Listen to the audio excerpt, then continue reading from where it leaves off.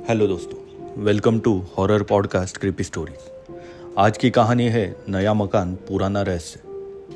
आकाश और उसकी पत्नी श्वेता ने हाल ही में शहर में एक पुराना मकान खरीदा था। बंगला बहुत बड़ा था, 6 कमरे, लंबा हॉल और एक वीरान बगीचा। मकान काफ़ी सस्ता मिला था क्योंकि यह वर्षों से खाली पड़ा था।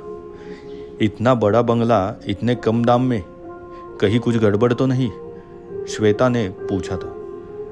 बस लोग पुरानी बातों को दिल से लगा लेते हैं, भूत प्रेत जैसी कुछ नई चीज़ें होती, आकाश ने हंसते हुए जवाब दिया। शिफ्टिंग के पहले ही दिन श्वेता ने एक अजीब सी बात नोटिस की।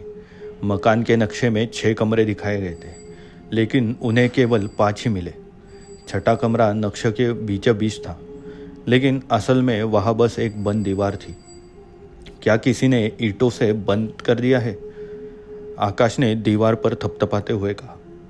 श्वेता को बहुत बेचैनी होने लगी थी, जैसे दीवार के पीछे से कोई सांस ले रहा हो।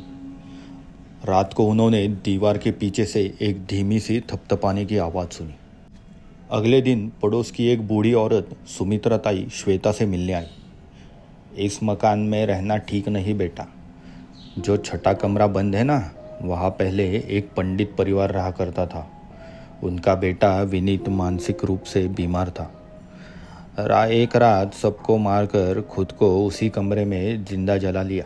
तब से उस कमरे को ईंटों से बंद कर दिया गया है। श्वेता डर गई, लेकिन आकाश ने इसे फिर से पुरानी औरतों की बकवास कहानियाँ कहकर टाल दिया। रात के 2 बजे श्वेता को फिर से आवाज़ सुनाई दी, किसी के कानों के पास फुसफुसाने जैसे।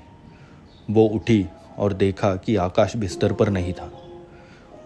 उसे नीचे हॉल से धीमी हंसी सुनाई दी। जब वो वहाँ पहुँची, उसने देखा कि आकाश दीवार के पास खड़ा था और दीवार खुद ब खुद हिल रही थी। ईंटें जैसे मिट्टी बनकर गिर रही थी। दीवारों के पीछे एक अंधेरा कमरा था और उसके बीच में एक कुर्सी, और उस पर कोई बैठा हुआ दिखा। चेहरा झुरा हुआ था, बाल बिखरे हुए और शरीर से धुआं निकल रहा था। श्वेता चीखी और उसी वक्त वो सब कुछ गायब हो गया। दीवार फिर से जैसी थी वैसी हो गई। उस दिन के बाद आकाश बदल गया था। वो कम बोलता, अक्सर अकेले में बड़बड़ाता और देर रात तक दीवार की तरफ देखने लगता। एक दिन श्वेता ने उसे कागज़ पर कुछ लिखते हुए देखा। वो बार बार एक ही लाइन लिख रहा था, मैं लौट आया हूँ, मुझे सब कुछ चाहिए। श्वेता ने उसे झकझोरा। आकाश की आंखें लाल थी और वो बोला, अब ये मेरा घर है, तुम नहीं समझोगी विनीत क्या चाहता है। श्वेता ने घर छोड़ने का फैसला किया, लेकिन जैसे ही वो पैकिंग करने लगी, पूरे घर की बत्तियाँ बंद हो गई, दरवाजे अपने आप बंद हो गए। हॉल की दीवारें फिर से पिघलने लगी और इस बार विनीत पूरी तरह बाहर निकल आया। वो एक जला हुआ विकृत इंसान दिख रहा था। उसकी आंखों से खून बह रहा था। उसने धीरे से कहा, मैं अधूरा था, अब तुम मेरी हो।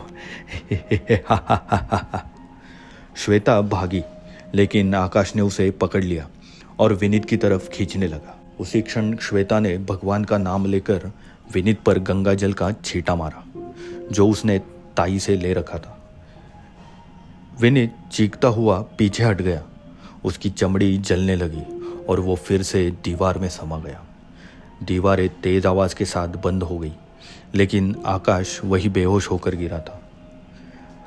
आज श्वेता अकेले ही उसी घर में रहती है। आकाश कभी भी नहीं जागा।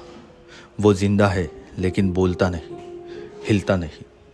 दीवार अब भी वही है, सादी, शांत। हर पूर्णिमा की रात दीवारों से धीमे कदमों की आवाज़ आती है। कभी कभी श्वेता को लगता है कि वो आवाज़ विनीत की नहीं, बल्कि आकाश की है। थैंक यू दोस्तों।